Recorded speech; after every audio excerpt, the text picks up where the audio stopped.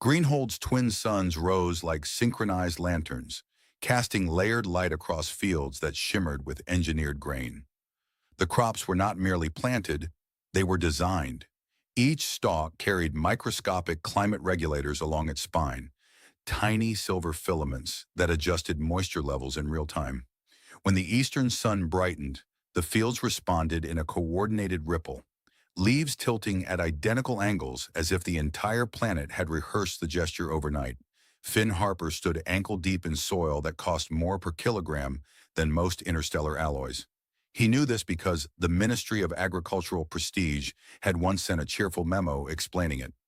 He had pinned the memo to the greenhouse wall and used it to level a crooked seed tray. Soil, in his experience, was more interested in roots than in prestige. He adjusted the humidity dial on his wrist console and watched a faint blue haze drift over the orchard terrace. The trees here bore fruit that glowed faintly at dusk, their skins embedded with nutrient matrices calibrated to diplomatic tastes. The ambassadors from the mineral-rich moons preferred sharper acidity, the oceanic delegates favored sweetness. Greenhold prided itself on accommodating everyone. The planet had once ended a trade dispute by inventing a pair. Finn crouched beside a row of low-growing vine blossoms and brushed a stray beetle from a petal. "You're not on the guest list," he murmured. The beetle ignored him, which he took as a philosophical stance. Above him, the palace rose in curved tiers of bioceramic and living latticework, its outer walls threaded with vines that pulsed faintly with energy. The structure was grown rather than built, coaxed over decades into elegant arches. From this distance it looked serene. From inside, Finn knew, it would soon resemble a hive struck by a ceremonial stick. Today was the Convocation of Allied Harvests, an event so dignified it required 3 separate rehearsal dinners and 1 emergency rehearsal breakfast. Delegations from 4 systems had already arrived in orbit, their ships hovering like jeweled insects against the upper atmosphere. Finn had glimpsed them at dawn while trimming the western hedges. He had waved. He doubted they saw him. He wiped his hands on his trousers and glanced toward the palace balcony, where hovering drones drifted in careful patterns, projecting holographic banners that shimmered with statistical forecasts. Greenhold's yield predictions rotated in glowing script. 43% increase in cross-planetary export, 12% reduction in nutrient waste, 98.7% satisfaction among treaty partners. The missing 1.3% was rumored to belong to a delegation that believed wheat should hum. Finn checked the chronometer on his wrist again. He was expected inside within the hour. Not as a speaker, certainly not as a negotiator, but as part of the visual narrative. Authentic representation of agricultural excellence, the invitation had said. He had briefly wondered if that meant they wanted him to stand quietly beside a particularly impressive carrot. He made one final pass through the outer garden ring, the section less regulated than the inner terraces. Here the plants were not engineered to diplomatic specifications. They grew because they wanted to, which Finn considered an admirable quality. Wildflowers clustered near the base of an old stone irrigation marker, their petals uneven, their colors stubbornly bright against the polished geometry of the palace grounds. He bent and picked a small handful without much thought. A habit, nothing more. His mother had once told him that no day properly begun should lack something alive in one's pocket. On Greenhold, most pockets contained nutrient analyzers or miniature trade contracts. Finn preferred petals. He turned the flowers in his hand. They were imperfect, one stem slightly crooked, another already shedding pollen. He smiled and slipped them into the inner fold of his jacket. The fabric registered the foreign organic presence and flashed a polite warning across his sleeve display. Uncatalogued flora detected. He tapped the notification away. Inside the palace gates, the atmosphere shifted from soil-scented air to filtered climate perfection. The entry hall arched overhead, its ceiling embedded with transparent panels revealing a controlled sky projection calibrated to enhance mood stability. Today's setting was optimistic mid-morning. Finn suspected the real sky might object to being so curated. Servitors moved briskly along the corridor, their steps synchronized by internal network signals. A hovering etiquette drone paused before him, scanning his attire. Please confirm ceremonial compliance, it chimed. Finn looked down at himself. Clean boots, jacket brushed free of loose soil, hair reluctantly combed. I confirm I attempted, he replied. The drone hesitated, recalculating the meaning of attempted, then emitted a neutral tone and floated aside. He took that as a victory. The grand atrium was already filling. Delegates in layered fabrics and shimmering exosuits clustered in conversational constellations. Translation fields hummed softly between them, converting tone and inflection into mutually agreeable phrases. Finn caught fragments as he passed. Yield optimization, border tariffs, seasonal variance projections. Someone laughed in a tone that suggested both amusement and strategy. He found his designated position near a curved balcony overlooking the central dais. A subtle light marker glowed at his feet, indicating where he should stand to achieve maximum symbolic effect. He adjusted himself slightly to the left, then right until the marker turned green. Across the hall, musicians tuned instruments that did not appear to obey gravity. Strings vibrated in suspended arcs, producing notes that shimmered like heat over water. The sound filled the atrium without echo, absorbed and redistributed by acoustic panels grown into the walls. Finn exhaled slowly. He had attended smaller ceremonies before, harvest festivals and local commendations, but this gathering carried a different density. Decisions made here would shape shipping lanes, terraform schedules, perhaps even border alignments. The air felt charged with unspoken equations. A cluster of advisors passed nearby, their garments threaded with data conduits.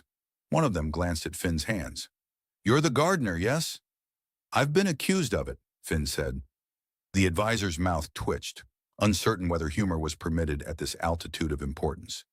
Do try not to improvise, Finn blinked. I rarely improvise with plants. They're surprisingly opinionated. The advisor stared for a fraction too long, then moved on, murmuring into a wrist console. The lights dimmed incrementally, signaling the imminent arrival of the monarch. Conversations thinned into silence. The holographic banners dissolved, replaced by a single column of soft white light descending toward the dais. Finn felt the subtle shift in gravity as the palace adjusted atmospheric pressure to ceremonial parameters. He became acutely aware of the flowers in his pocket. It was a small weight, hardly noticeable, yet now it seemed to carry disproportionate significance. He resisted the urge to check on them. The last thing he needed was to fumble petals across the polished floor in front of half the known systems. A distant chime resonated through the atrium, clear and precise. The doors at the far end began to part, revealing a corridor lined with luminous vines. The air cooled slightly, as if in anticipation. Finn straightened without meaning to. Around him, dignitaries inclined their heads in synchronized respect. The atmosphere tightened, not with fear, but with the gravity of expectation.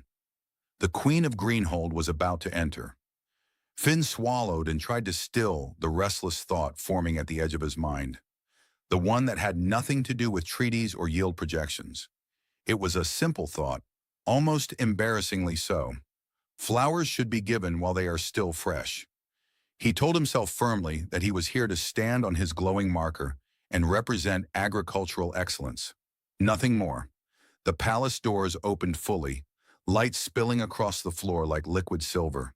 And somewhere in the fold of his jacket, wild petals shifted, unaware that they had just been invited into the most carefully constructed moment on the planet.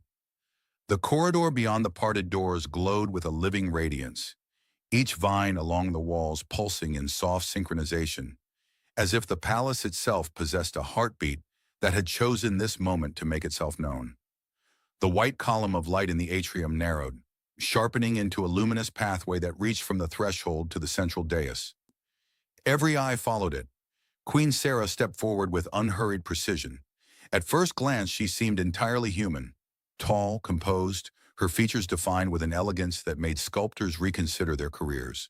Her dark hair was gathered in a layered crown that caught the shifting light, and her gown flowed around her like liquid glass, woven from living silk that responded subtly to her pulse.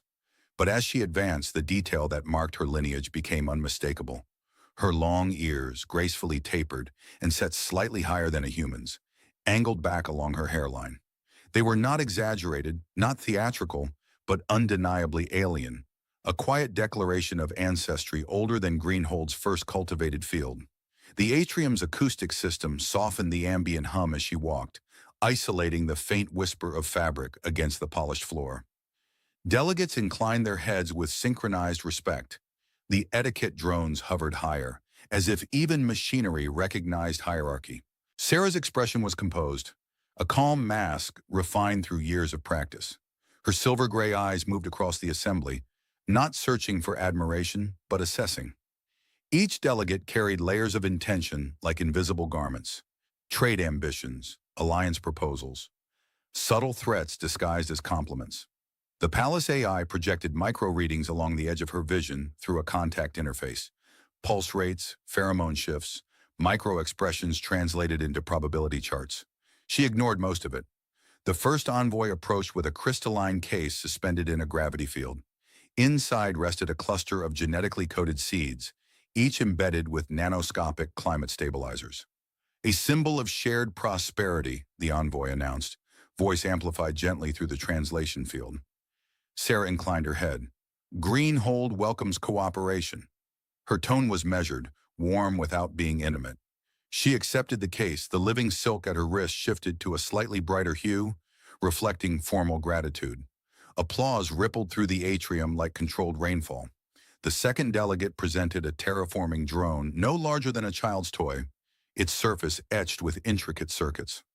For the expansion of your outer colonies, he said, smiling with practiced humility. Sera allowed herself the faintest lift of an eyebrow. The drone was impressive, but it was also a reminder. Expansion required permission, and permission could be negotiated. Your generosity is noted, she replied. The drone hovered obediently to a designated receiving platform.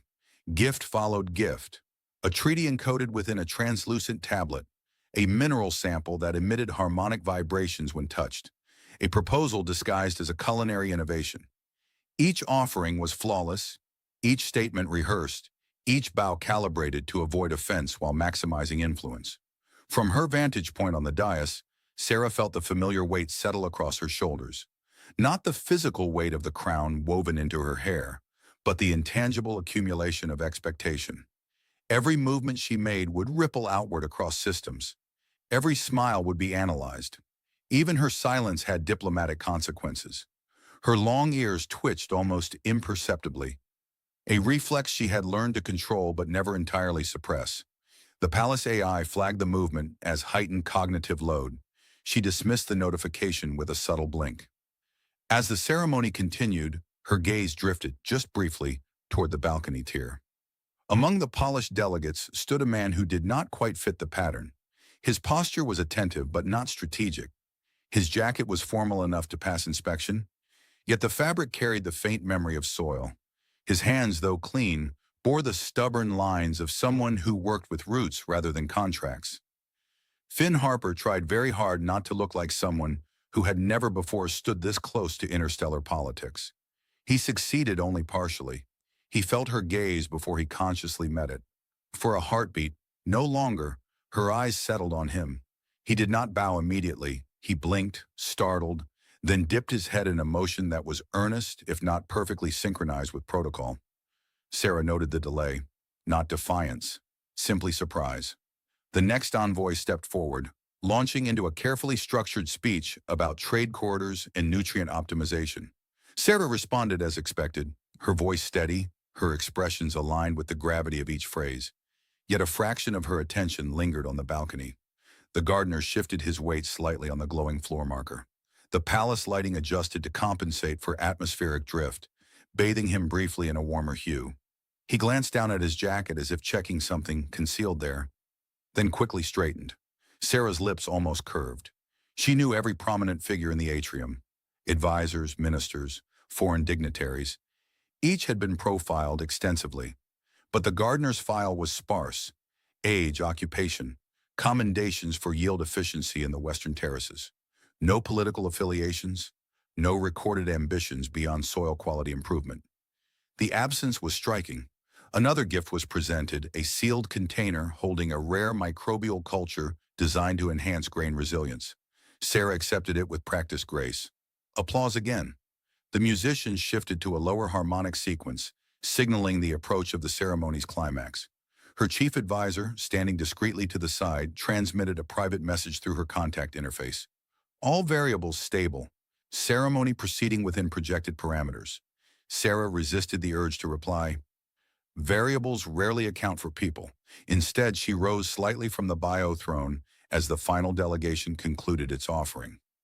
The white column of light intensified, framing her silhouette against the living architecture of the palace.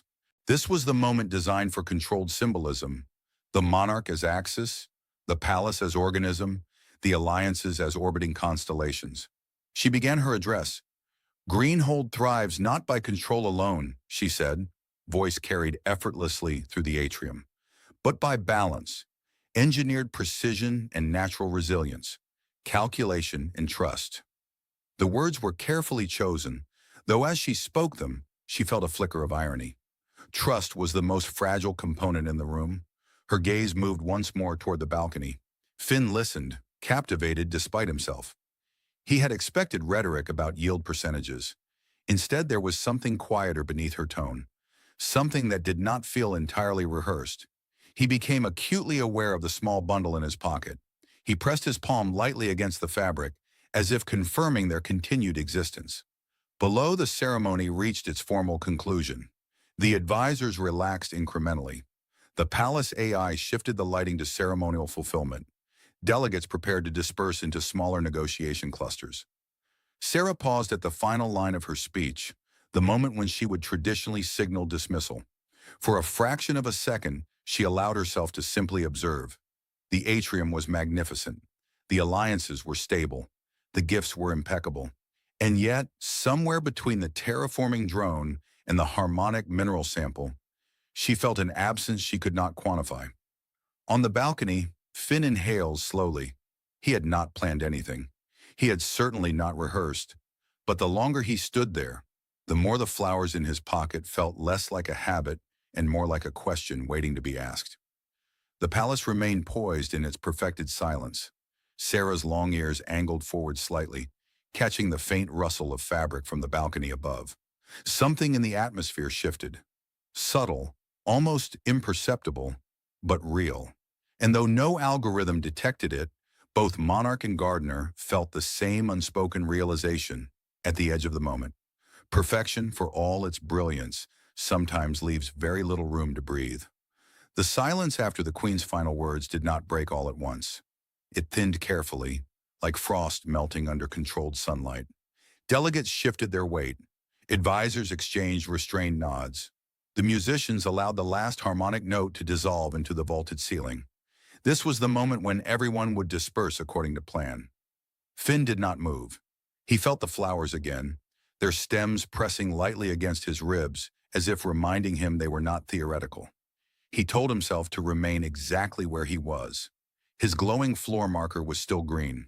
Green meant correct. Green meant safe. Then Queen Sera stepped down from the bio throne. She did not descend fully into the crowd, but she moved forward enough to signal informal engagement. The palace lighting adjusted, softening around her. Several dignitaries immediately angled themselves to intercept her path with carefully measured enthusiasm. Finn watched the choreography unfold. A trade minister leaned forward with the confidence of someone who had memorized 12 contingency compliments. An envoy from the oceanic moons activated a discreet centimeter calibrated to evoke trust. Even the etiquette drones lowered slightly, as though preparing to referee ambition. And in the midst of it, Sera's gaze lifted again, toward the balcony. It was not a dramatic gesture. It was barely noticeable. But Finn felt it like a tap on the shoulder from the universe. He swallowed. The rational part of his mind began listing reasons to remain stationary. 1. Approaching the Queen without protocol was inadvisable. 2. The security field between the balcony and the main floor was calibrated to detect unscheduled movement. 3. He had never successfully walked across polished palace flooring without at least contemplating a fall. The less rational part of his mind said, "You have flowers." He exhaled. Before he could overthink himself into paralysis, Finn stepped off the glowing marker. The light beneath his boots flickered from green to amber. Across the atrium, a discreet tone chimed, barely audible but unmistakable. A security subroutine had registered deviation. Several heads turned. Finn continued walking. The security field shimmered faintly as he crossed the invisible boundary between balcony and central floor. His jacket sleeve blinked with notifications. Pathway not authorized. Please confirm intent. He tapped the display once without reading it. If he started reading, he suspected he would start apologizing. A palace guard near the dais straightened, hand hovering near a restraint device that emitted a polite but firm hum. The etiquette drones rotated toward him in synchronized suspicion. Finn reached the lower level. The floor was smoother than he expected. That felt unfair. He could sense the collective calculation in the room. Who was he? What did he want? Was this symbolic? Was it sabotage disguised as rustic charm? He stopped several paces from the Queen and bowed. Late, uneven, but sincere. "Your Majesty," he began, and immediately realized he had not prepared a sentence beyond that point. The palace AI amplified his voice by default. Regret was instantaneous. Sera regarded him without moving. Up close, she seemed even more composed than from the balcony. The living silk of her gown shifted subtly with her pulse, reflecting a calm surface. Her long ears angled slightly forward, attentive. "Yes," she said.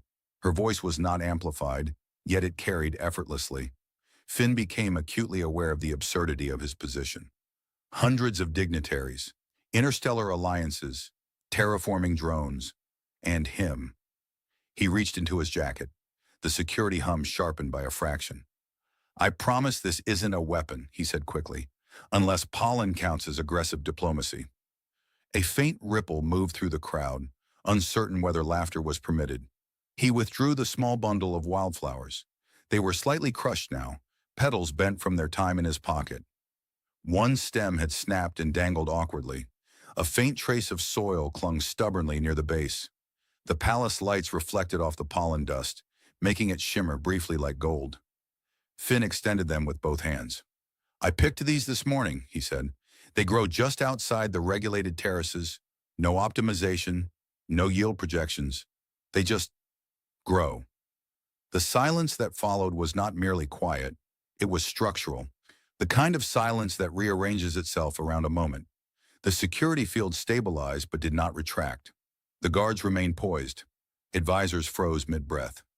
Sera did not immediately reach for the flowers. She studied them first. Her contact interface scanned automatically for hidden technology. None detected. No nanites. No embedded data chips. No chemical anomalies beyond ordinary plant life. Her gaze lifted to Finn's face. His pulse rate was elevated. His expression was unguarded.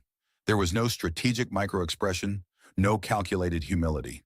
Just nervous sincerity and a thin layer of panic he was attempting to conceal with humor. "You approach without petition," she observed. "Yes," Finn admitted. "I'm not very good at petitions." A soft, involuntary sound escaped someone near the back of the atrium. Half cough, half laugh. The chief advisor's jaw tightened. Sera stepped closer. The movement was small, but it sent a visible tremor through the diplomatic formations. Several delegates recalibrated their posture as though proximity itself were contagious. She looked down at the flowers again. "They are imperfect," she said. Finn nodded.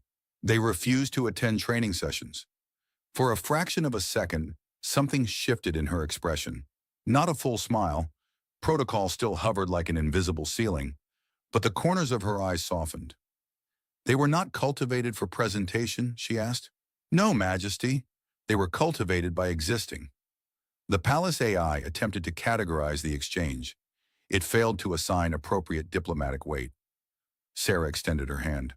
Her fingers were steady as they brushed the stems. The living silk at her wrist changed hue. Unexpectedly warmer, a subtle gold that had not appeared during any previous gift exchange. Gasps were not protocol, but a few occurred anyway. She took the flowers. The security hum diminished. The act itself was simple. Hand to hand, organic matter transferred without contract or condition. Yet the atmosphere reacted as though a gravitational constant had shifted. Sera held the flowers carefully, adjusting the broken stem with surprising gentleness. "These are the first I have received," she said slowly, "that carry no expectation." Her voice was softer now, no longer shaped for projection but for meaning. Finn blinked. "I wasn't aware flowers could negotiate."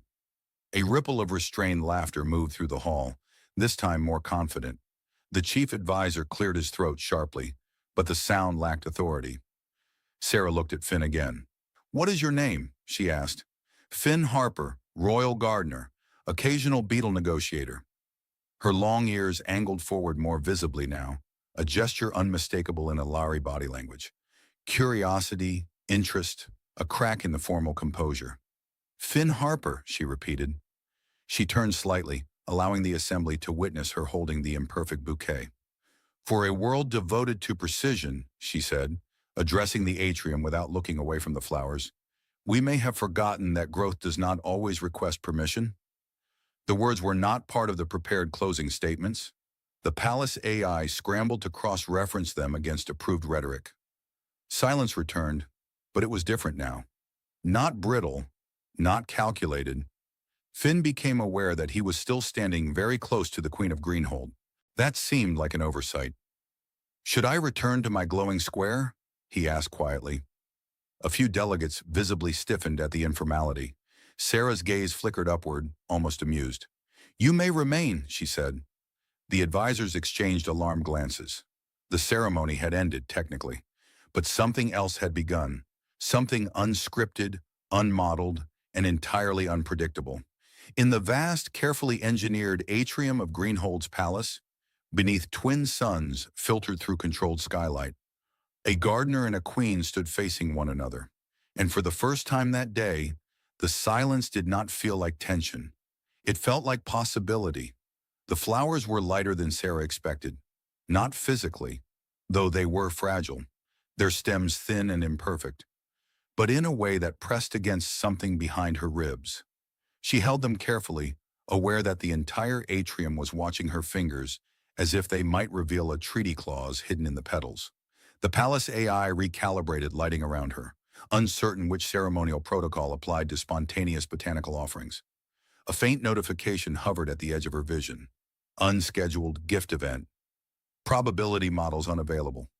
She ignored it. Finn remained standing a respectful distance away, trying very hard not to look like someone who had just disrupted centuries of royal procedure.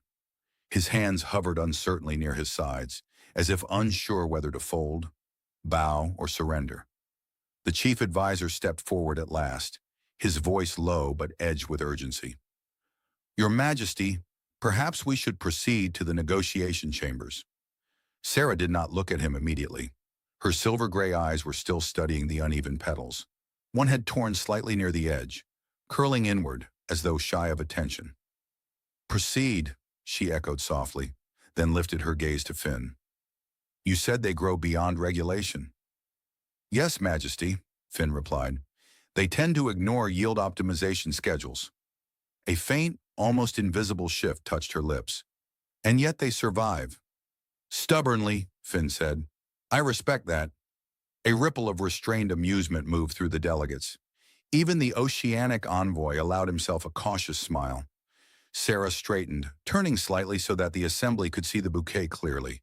The living silk of her gown responded to her pulse, warming into a subtle gold tone that had not appeared during any prior exchange. The palace lighting hesitated, then matched it. "These flowers were given without negotiation," she said, her voice carrying across the atrium. "No alliance, no expectation, no encoded intention." A diplomat from the mineral moons shifted uncomfortably. His crystalline gift now seemed excessively strategic.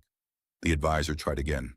"Majesty, tradition," Sera interrupted gently, "is meant to preserve what matters, not to prevent it." Silence followed, but it lacked the earlier tension. It was more curious now, as if the palace itself leaned closer. She descended one final step from the dais, closing the distance between herself and Finn. The security field shimmered faintly, then recalculated and stabilized at a lower intensity. The guards exchanged uncertain glances but did not move. "You approach without fear," she said quietly. Finn blinked. "I was afraid," he admitted. "Just not enough to stop." A soft laugh escaped someone near the musician's platform. It spread, tentative but real. Sera tilted her head slightly, her long ears angling forward. Up close, Finn could see the subtle iridescence along their edges, a faint shimmer under the controlled skylight. They were elegant, not decorative but alive with subtle expression. Most who approach me, she said, do so with layers of intention. I don't have layers, Finn replied. I barely manage jackets. This time the laughter was clearer, though quickly stifled by a few scandalized coughs. Sera studied him, searching for hidden motives. The Palace AI offered probability scans again. 98% sincerity, negligible political ambition, moderate social awkwardness. She dismissed the overlay. You are aware, she said, that no one has ever interrupted a convocation in this manner. I suspected as much, Finn said. If I've broken something expensive, I can replant it. Her composure fractured for a heartbeat. Not enough to be undignified, but enough that those closest saw the shift. She turned to the assembly. Greenhold is built on precision, she said. Engineered climate, calibrated soil, projected harvests. We calculate risk down to the molecular level. Her gaze moved across the delegates, steady and luminous. But growth also requires unpredictability. The words were not in the prepared address. Advisors silently scrambled to reinterpret them as strategic metaphor. She lifted the bouquet slightly. These flowers were not engineered for presentation. They were not cultivated for trade. They exist because the soil permitted them. Finn felt a sudden urge to apologize to the soil for the pressure of expectation now placed upon it. A delegate raised a cautious hand. Your Majesty, is this symbolic? Sera's eyes flickered with something almost mischievous. Everything in this hall is symbolic, she replied. Why should this be exempt? A murmur passed through the atrium. The Palace AI attempted to stabilize narrative coherence by projecting subtle visual enhancements around the bouquet.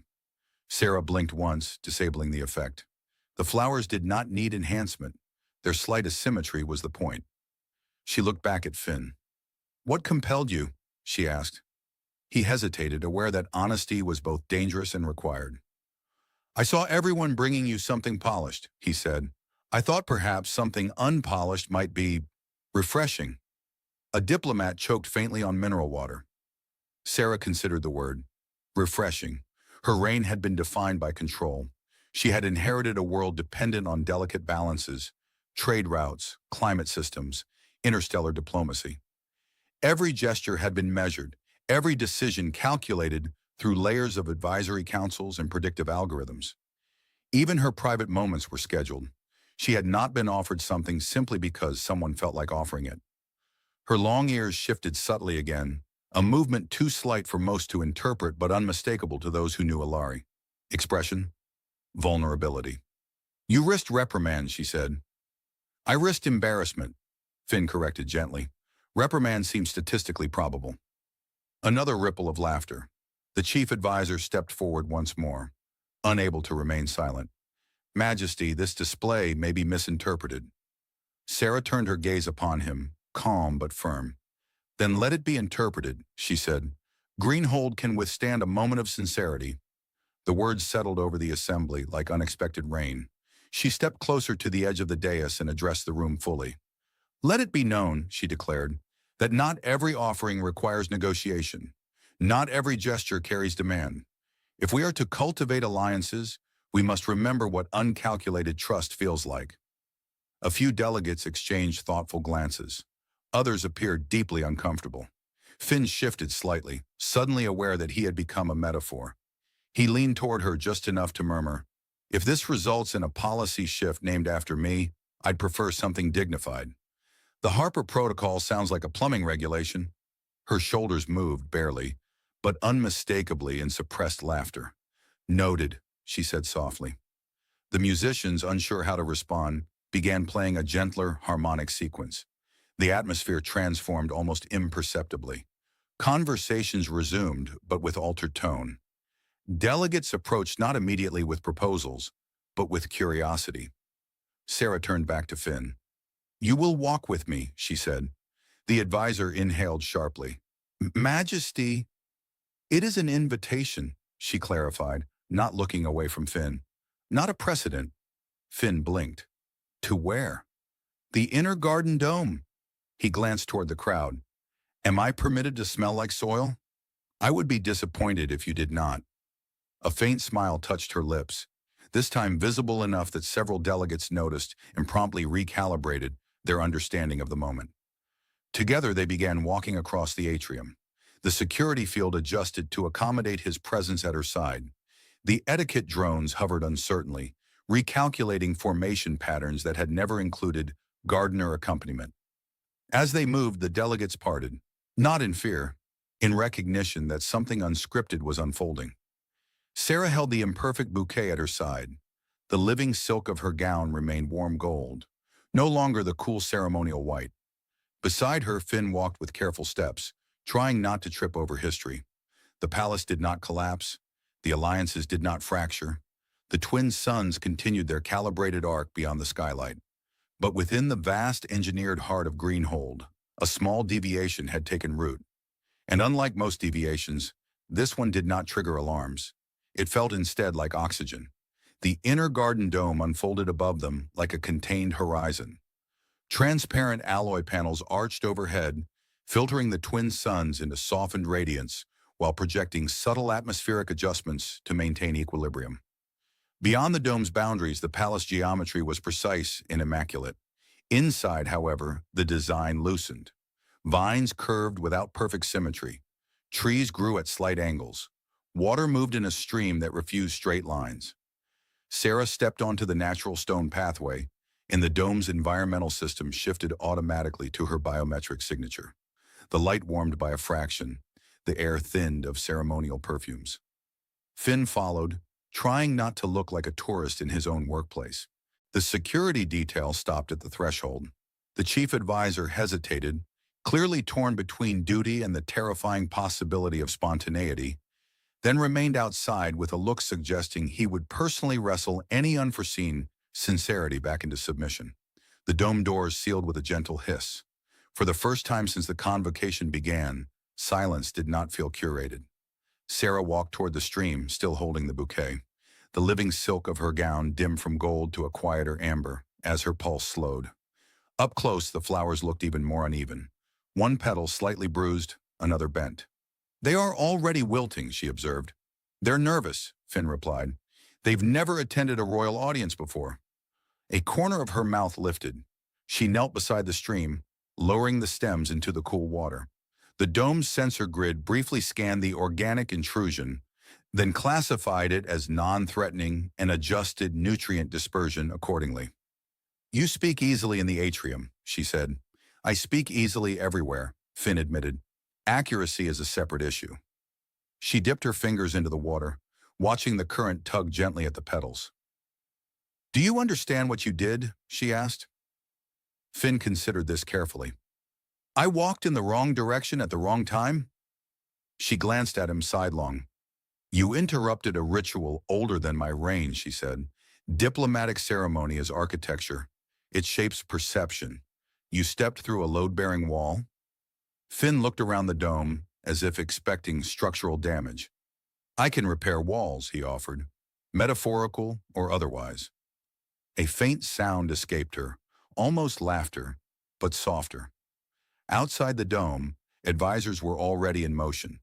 Through her contact interface, Sera saw streams of internal communication scrolling rapidly. Narrative adjustment proposals, risk assessments, predictive simulations. The Palace AI had labeled the event, Spontaneous Gesture Variable. She closed the feed. What grows here? She asked instead, gesturing toward a cluster of low shrubs near the stream. Those? Finn brightened. They're pre-optimization varieties. The early settlers planted them before we learned how to engineer resistance. They're less efficient, but more adaptable. Less efficient, she repeated thoughtfully. They don't always bloom on schedule, he said. They don't always yield maximum output, but they survive unexpected frost. Her long ears angled forward, attentive. In governance, she said slowly, unexpected frost is common. Finn crouched beside the shrubs and adjusted a small soil monitor embedded discreetly near the roots. Plants don't negotiate with frost, he said. They endure it, or they don't. But they don't pretend it isn't cold. She studied him. You suggest I pretend? He froze.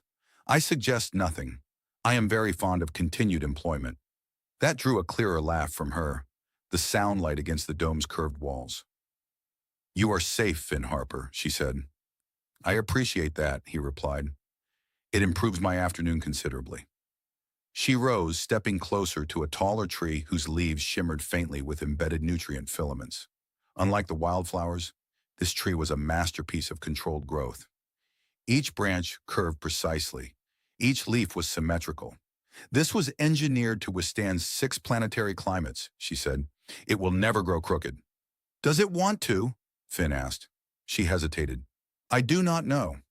Most things want to, he said gently, even if they don't get permission.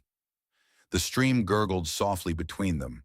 Through the dome's upper panels, the twin suns shifted incrementally in their arc. The palace beyond continued its structured rhythm, delegations negotiating, advisors recalibrating. But here, time felt less compressed.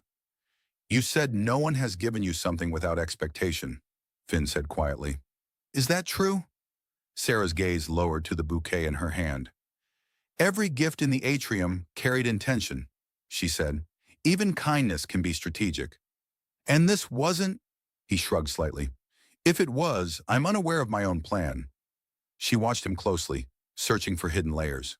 The palace AI was not assisting. It remained muted, deprived of data it could quantify. You do not seek influence, she asked. I seek healthy soil, he replied. Influence tends to compact it. Her ears tilted slightly back, processing the metaphor. Greenhold depends on control, she said. Without it, the climate systems destabilize. Trade collapses, harvests fail. I'm not advocating chaos, Finn said quickly. I'm just saying, maybe not everything needs optimization. She considered this, turning slowly toward the stream again. The dome's environmental grid registered a subtle shift in her emotional state. The living silk of her gown responded with a faint warmth. Outside, an urgent message attempted to breach her contact interface. Delegation from the mineral moons requests clarificat. Function, she said dryly. It exists to function, she said dryly. It exists to demonstrate stability, to reassure allies that Greenhold is predictable. And today, he asked? Today, she said, looking down at the wildflowers.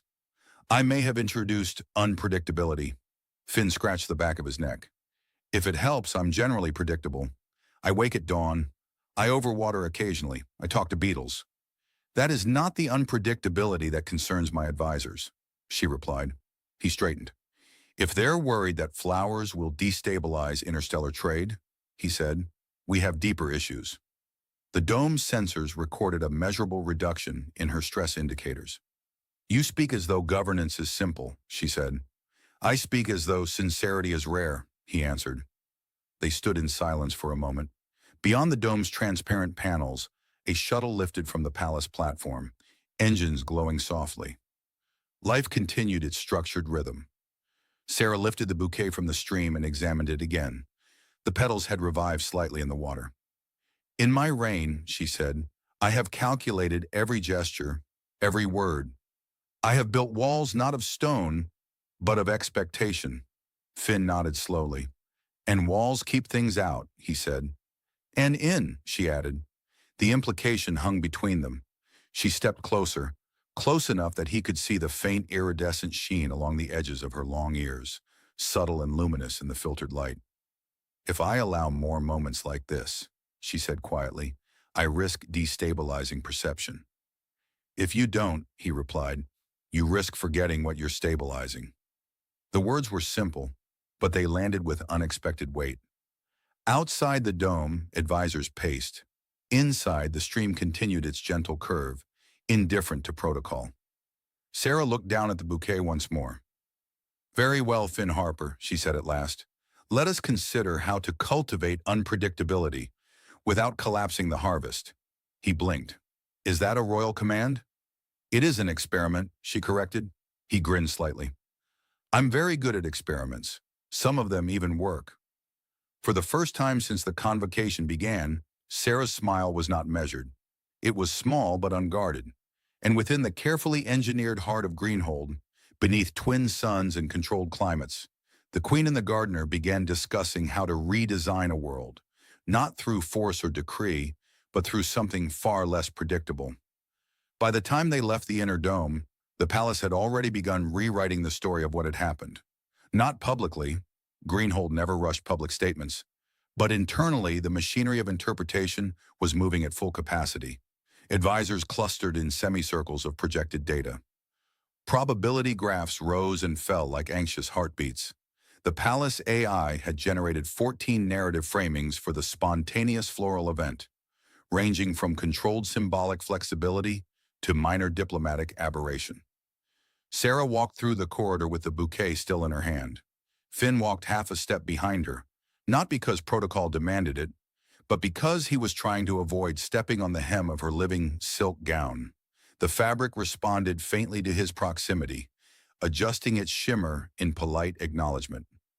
"Should I be concerned about the word event?" he asked quietly. "It depends," Sera replied without looking back.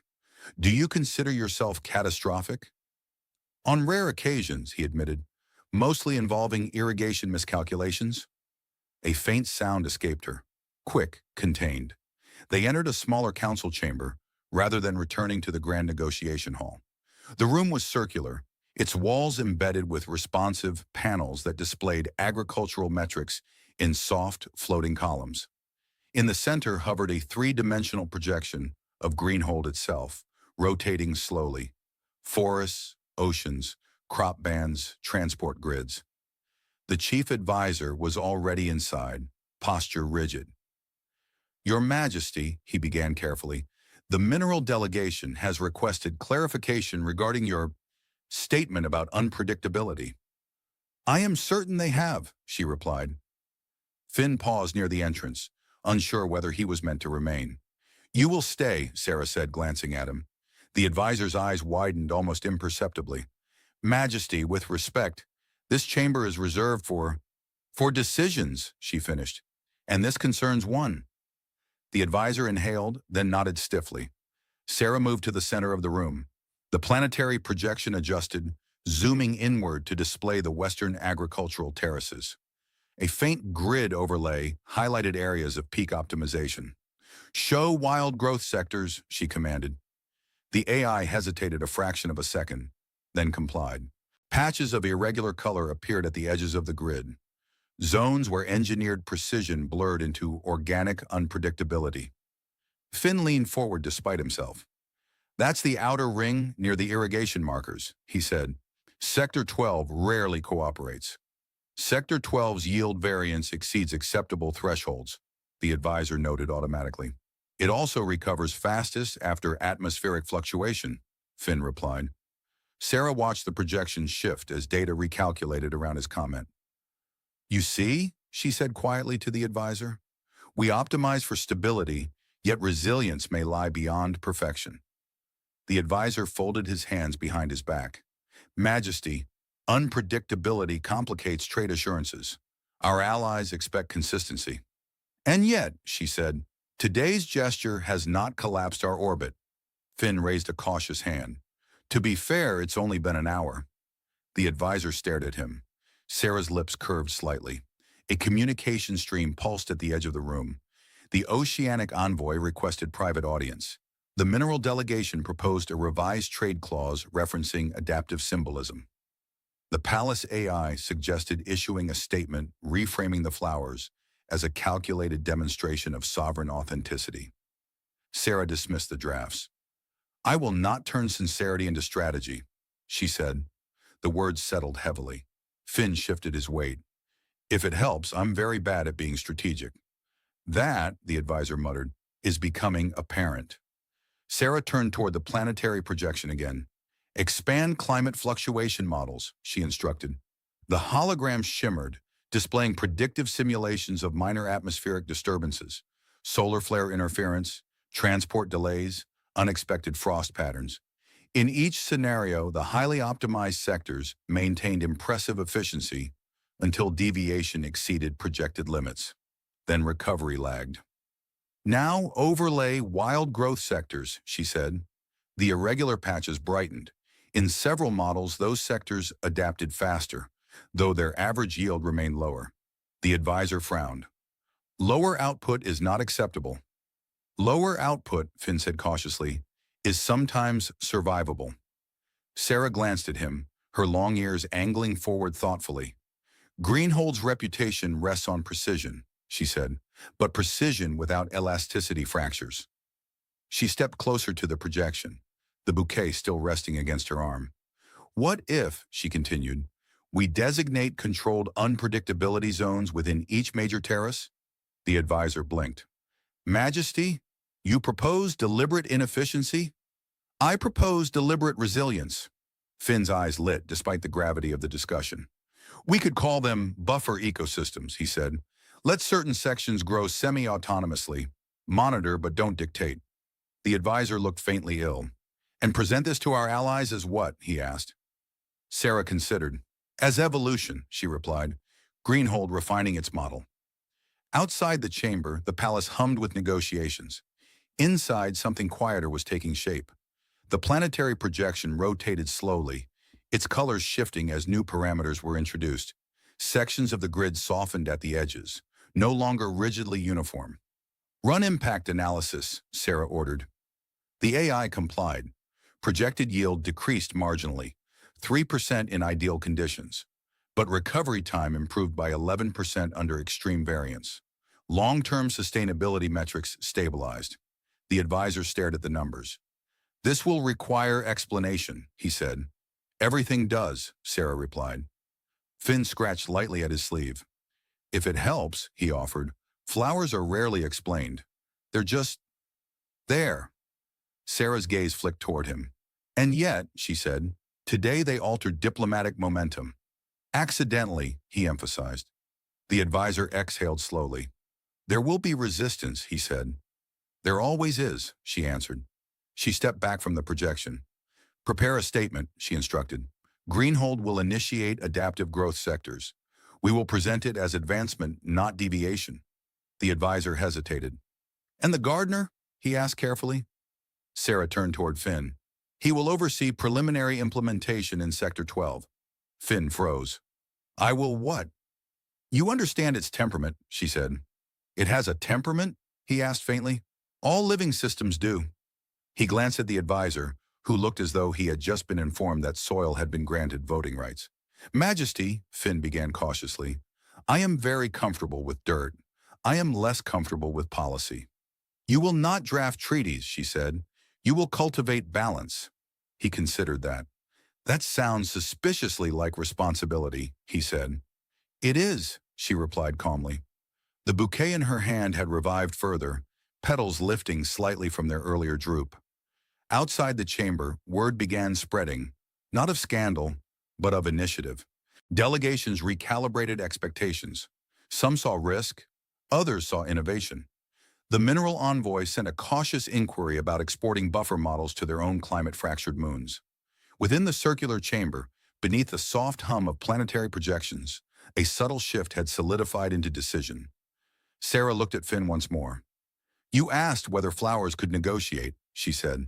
I did, he confirmed. It appears they can. He blinked. I should apologize to them, he murmured. For the first time that day, the advisor allowed himself the smallest, reluctant smile. And as Greenhold's systems recalculated around the introduction of controlled unpredictability, the Queen and the Gardener stood at the center of a new model, one that did not abandon precision, but dared to bend it. Outside, the twin suns continued their measured arc. Inside, something less measurable had begun to grow. 3 lunar cycles after the Convocation, Sector 12 refused to behave. Finn stood at the edge of the western terraces with a data slate in one hand and a clump of soil in the other. The soil was far more cooperative than the data slate. The newly designated adaptive growth sector shimmered faintly under the twin suns. Unlike the rigidly aligned fields beyond it, this section curved in gentle, irregular patterns. Crops intermingled with native flora. Engineered grains grew beside stubborn wildflowers that had never once requested optimization. Above, climate drones hovered at a respectful distance, rather than micromanaging every humidity fluctuation. The Palace AI monitored but did not interfere. Variance within acceptable resilience thresholds, the AI reported in a calm tone. Yield reduction at 2.8%. Recovery time from simulated frost event improved by 13.2%. Finn grinned at the soil. "You hear that?" he murmured. "You're statistically impressive." The soil declined to comment. Across the terrace, a small delegation from the mineral moons observed the sector with cautious fascination. Their exosuits reflected sunlight in sharp angles as they recorded every irregular contour. "What you permit here," one of them said, "would be considered inefficiency in our system." "It is," Finn replied cheerfully. "We're trying it anyway." Behind him, a familiar presence approached with measured steps. Queen Sera did not wear ceremonial white today. Her gown was simpler, though still woven from living silk that responded subtly to her movements. The hue was a soft green, mirroring the fields around them. Her long ears caught the light as she stepped beside him, unshielded by heavy crown adornments. The mineral delegation inclined their heads respectfully. Sera acknowledged them, then turned her attention to the sector. "It is less symmetrical," she observed. "It refuses symmetry," Finn corrected. "I've asked." Her lips curved slightly. "And yet," she said, watching a patch of grain sway unevenly in the breeze, "it stands." The Adaptive Growth Initiative had not been universally celebrated. In the early weeks, trade councils had issued cautious statements. Some advisors predicted instability. The chief advisor had developed a new habit of sighing deeply before entering meetings. But the first atmospheric fluctuation had changed the tone. A minor solar surge disrupted climate regulators across the eastern terraces. In the highly optimized sectors, recalibration had taken time. In Sector 12, the mixture of engineered and wild growth absorbed the shock with unexpected grace. Recovery was swift. Losses were minimal. Reports traveled quickly across systems. Greenhold was not weakening. It was adapting. Sera had addressed the second convocation with calm clarity, presenting the data without embellishment. She had not mentioned flowers.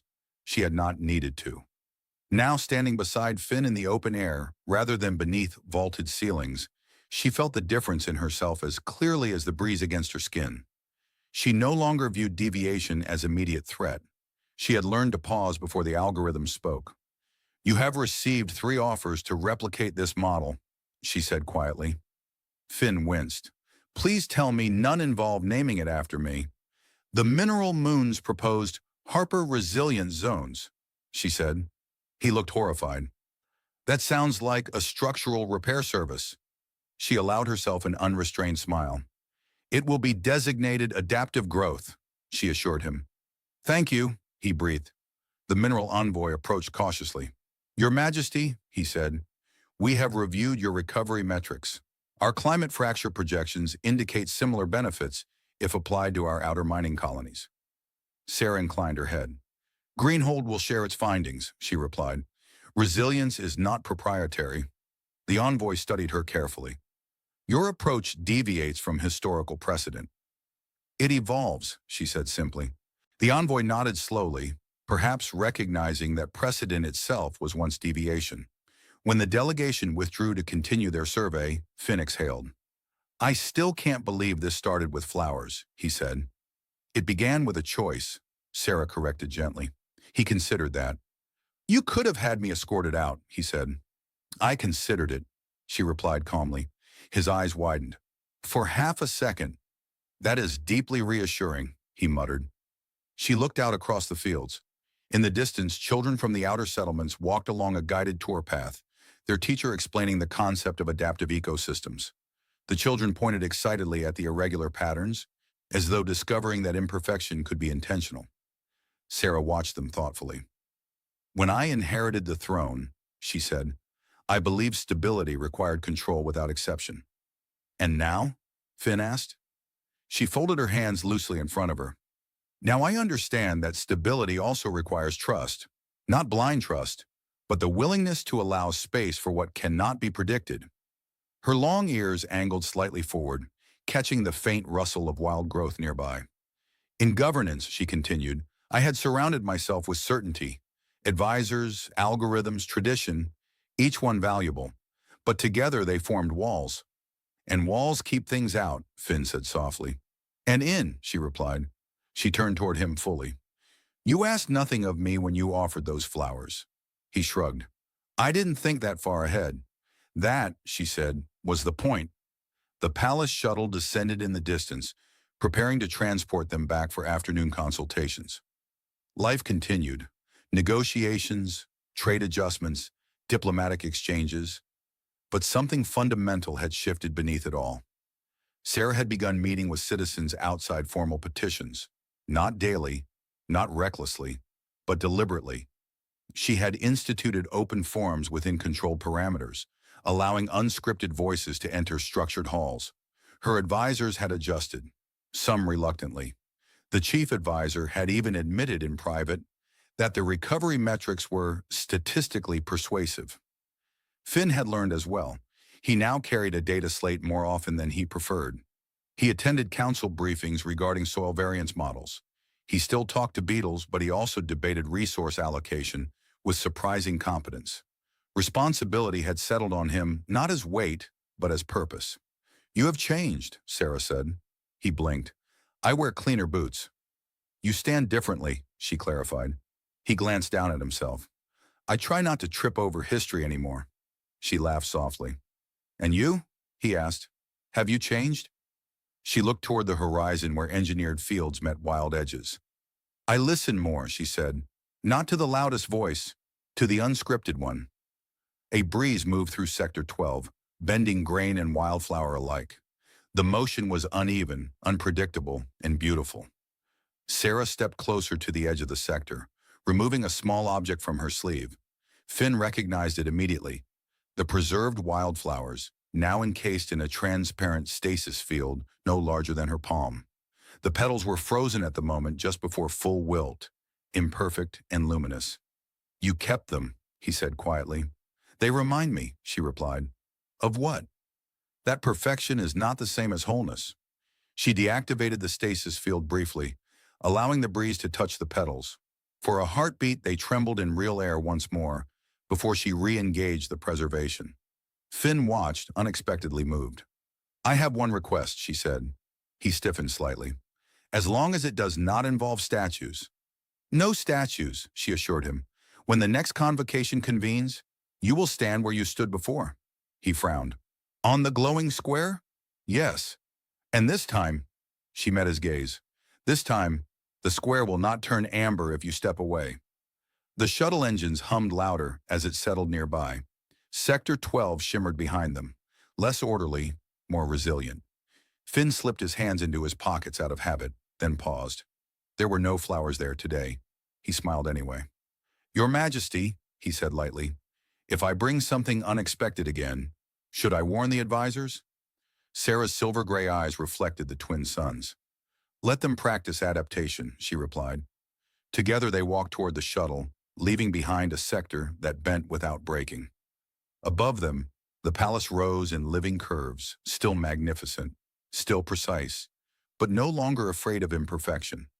And across Greenhold, in fields engineered and wild alike, growth continued, not controlled at every angle, not entirely predictable, but strong enough to endure whatever frost the universe might send.